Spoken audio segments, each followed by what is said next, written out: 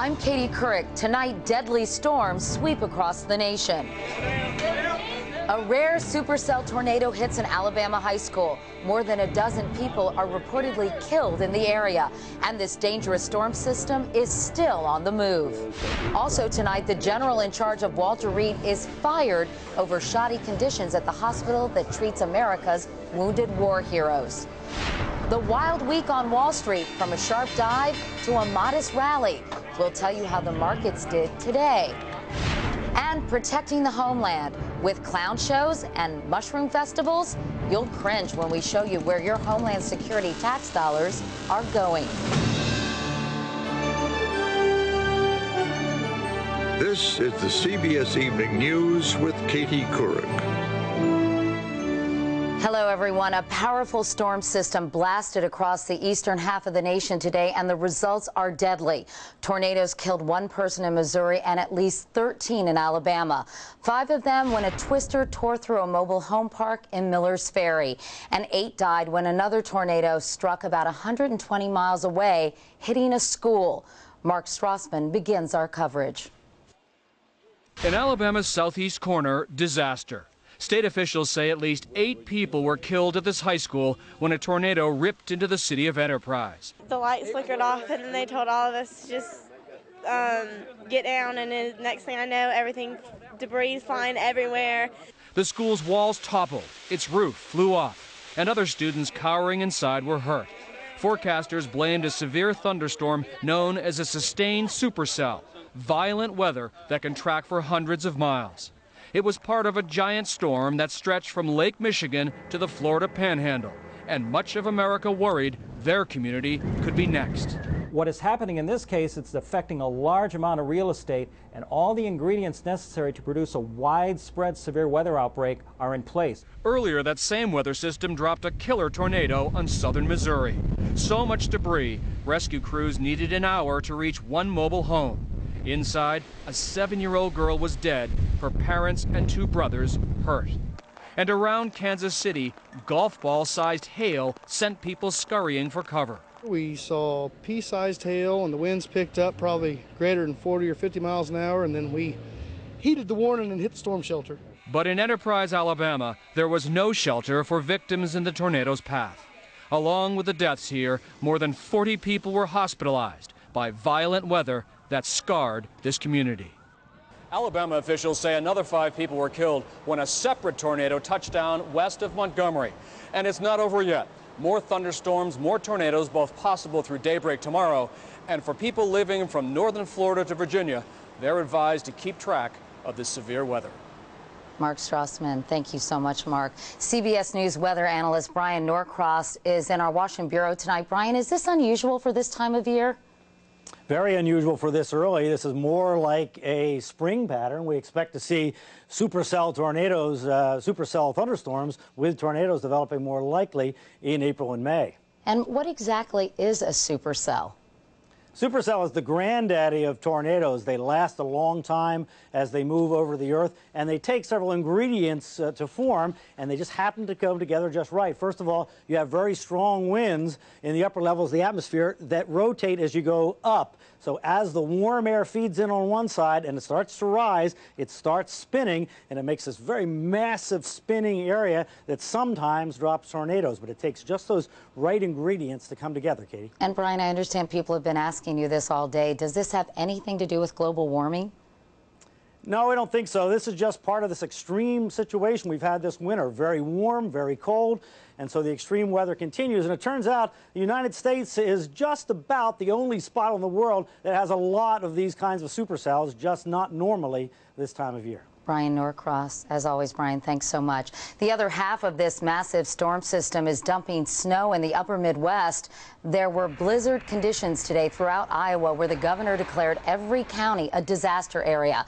In Nebraska, a number of highways were shut down. Snowplows had a tough time navigating roads. The drivers couldn't even see where they were going. In other news tonight, after the Washington Post ran a series of stories exposing shoddy conditions at Walter Reed Army Medical Center, Defense Secretary Robert Gates went to see for himself. He said someone would be held accountable. Today, someone was. The general in charge of Walter Reed, which treats the wounded from the wars in Iraq and Afghanistan, was relieved of duty. Here's David Martin. The Army fired Major General George Waitman at the urging of Defense Secretary Gates, who today met with a panel formed to investigate conditions at Walter Reed. I don't have very much patience with people who don't step up to the plate in terms of addressing problems that are under their responsibility. Emerging from a closed-door briefing with Gates, Senator Jack Reed predicted it won't end with Waitman, who had been in charge at Walter Reed for only 6 months. My sense is that whatever responsibility he shares is not his alone, and that they have to look carefully at others. Last week, Waitman conducted a tour of a building in which some of Walter Reed's 600 outpatients are housed while they recover from their wounds, and where nearly half the rooms needed repair. That varied from mold remediation to peeling paint to drippy faucet to holes in the drywall. Waitman is being temporarily replaced by Army Surgeon General Kevin Kiley, who commanded Walter Reed earlier in the war and has said he does not consider conditions in the building to be substandard. Congressman Bill Young, who used to visit Walter Reed frequently, says commanders have been ignoring complaints about patient care ever since the war started. We felt that the command was very unhappy with our presence because they didn't like us calling attention to their problems. Walter Reed's outpatient care system can leave recovering soldiers like John Shannon lost in a bureaucratic limbo. More than 2 years after he was wounded, Shannon's discharge keeps being delayed, once because his file was lost. They contacted me and said, well, we've lost it, we have to start all over again. And I just don't get that. I just don't understand.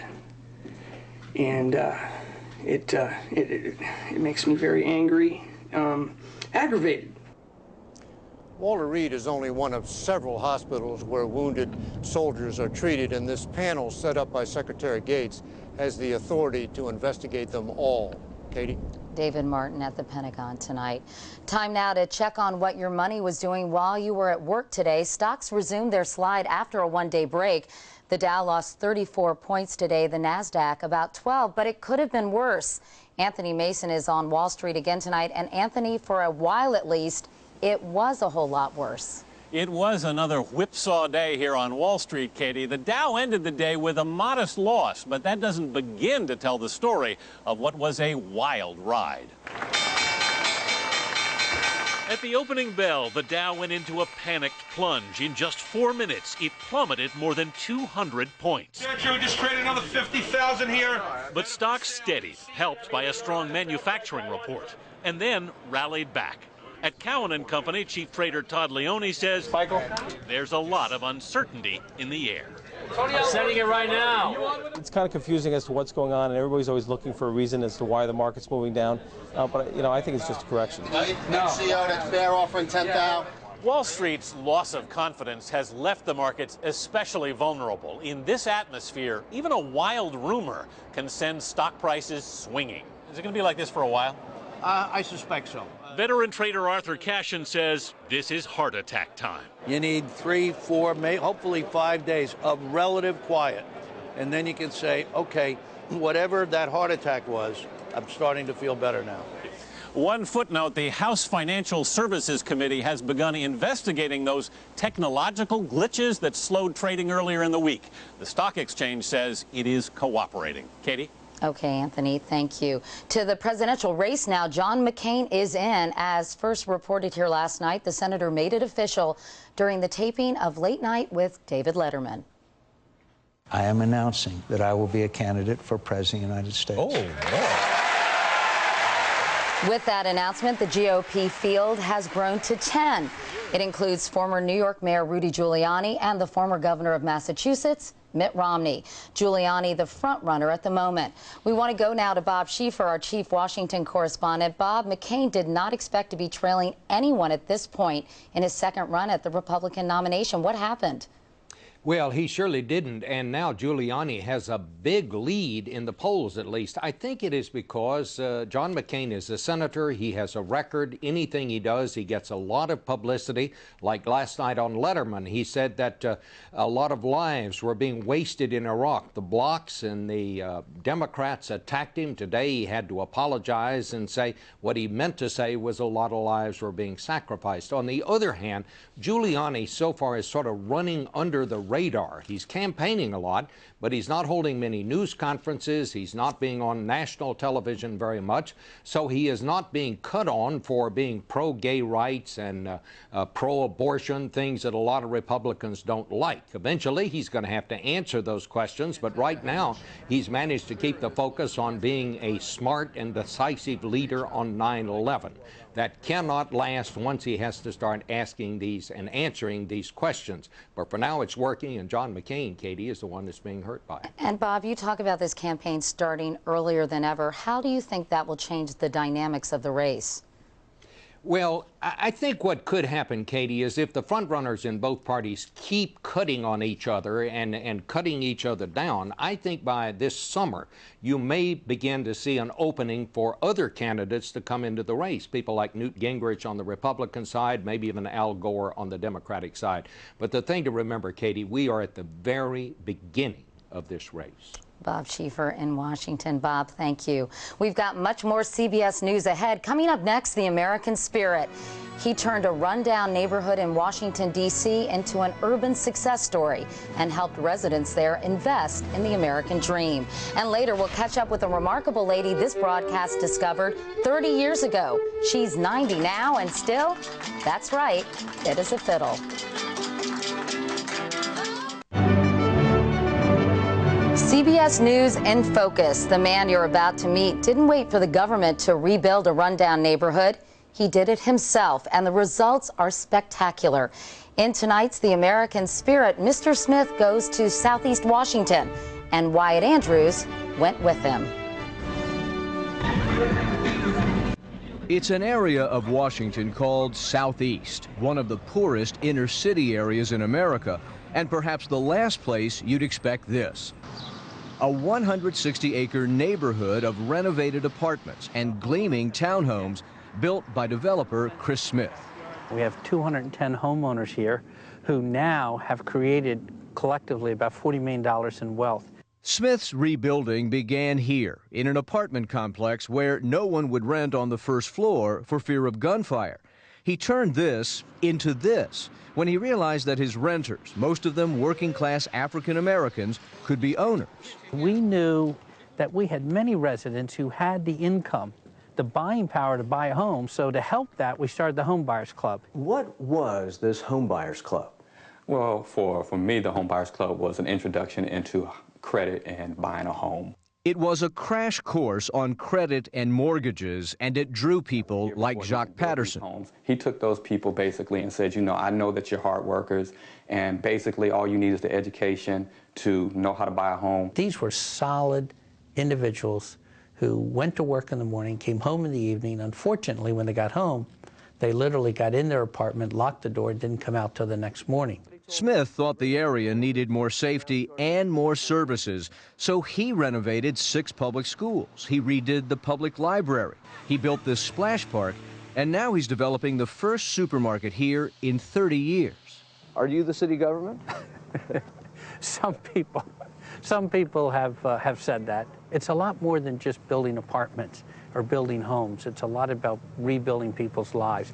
That has to be intertwined with what we're doing. But even then, Chris Smith wasn't finished. He decided the area needed a community center, so he raised $27 million and he built this. They call it the Ark, and it houses the Washington Ballet, a music school, the Boys and Girls Club, where Jacques Patterson's daughter Jacqueline comes after school, and it has the only performing arts theater in Southeast. And as proud as Smith is of what he's done, he's also proud of what he proved.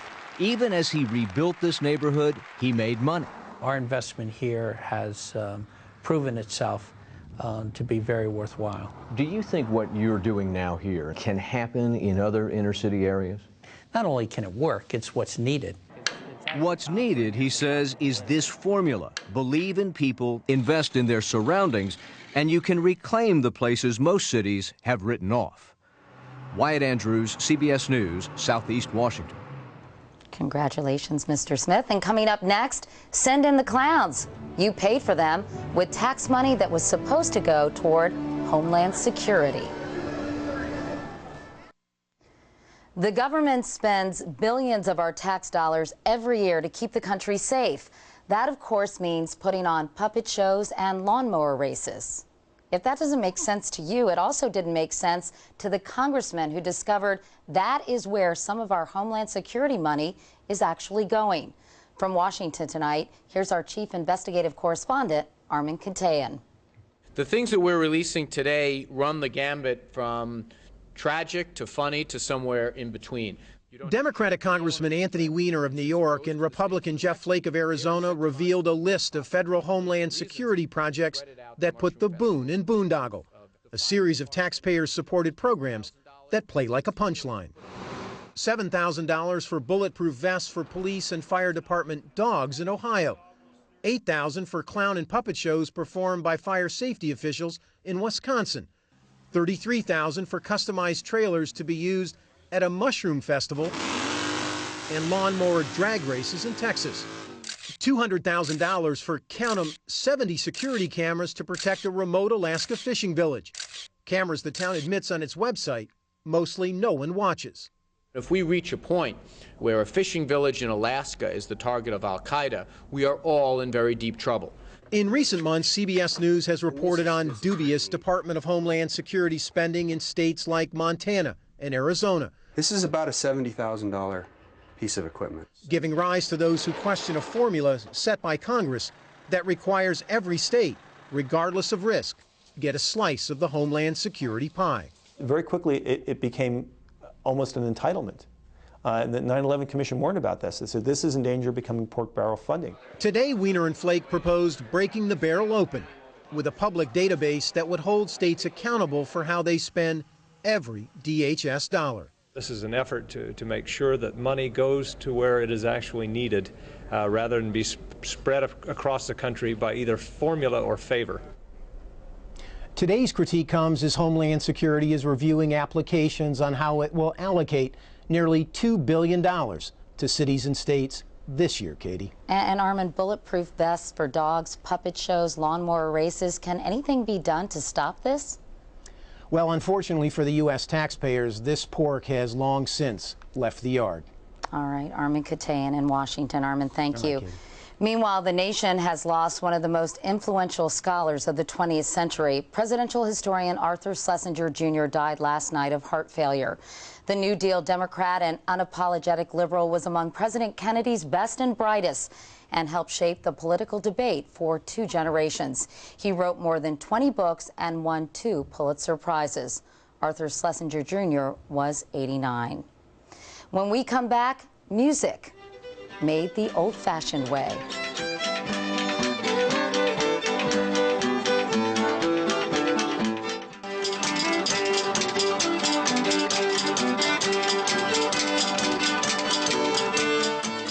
There's an old Irish saying, the older the fiddle, the sweeter the tune. The same might be said of the fiddler. Here's Sharon Alfonsi.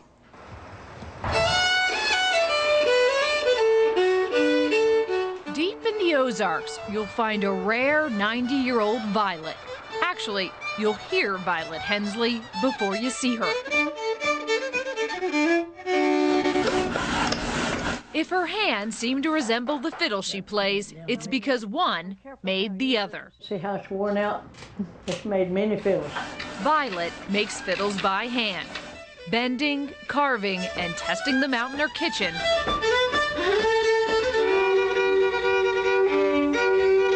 Just as she's done for years. The last CBS reporter she entertained was a guy named Charles Corral, some 30 years ago. Do you like playing the fiddle or making it better? Well, that'd be very hard for me to say because when I get started on either one, I just don't want to quit. I'm going to show you something, see if you've tried it.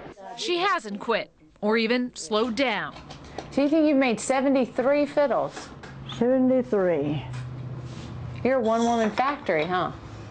I could have made a lot more than that if I'd left off this kind and gardening and canning and cutting the neighbors' hair and sewing for the neighbors, men and women. Doctors ordered Violet to stop breaking horses and riding bareback. So she took up clogging. She performs 5 days a week. And what do you do in your free time? Talk. Talk. Well, you're just good at that too, aren't you? But her mouth is sharper than her eyes. If I hadn't done so much of this, I wouldn't know what I was doing. Her hands guide her work now. No, I can't see now. Don't burn yourself. And her heart. She sells the fiddles for about $2,000. That's only a fraction of what they're worth. People kept telling me I ought to get more for them. So I said, well, the rest of it out of the pleasure knowing that I made it. Look at it. Oh, that's fun. What would you say to people who say at 90 years old you should start thinking about slowing down? No. Don't slow down till you have to. Sometimes a change in tempo is completely out of the question. Sharon Alfonsi, CBS News, Yellville, Arkansas. And that's the CBS Evening News for tonight. I'm Katie Couric. Thanks for watching. I'll be back tomorrow, and I hope you will too. Good night.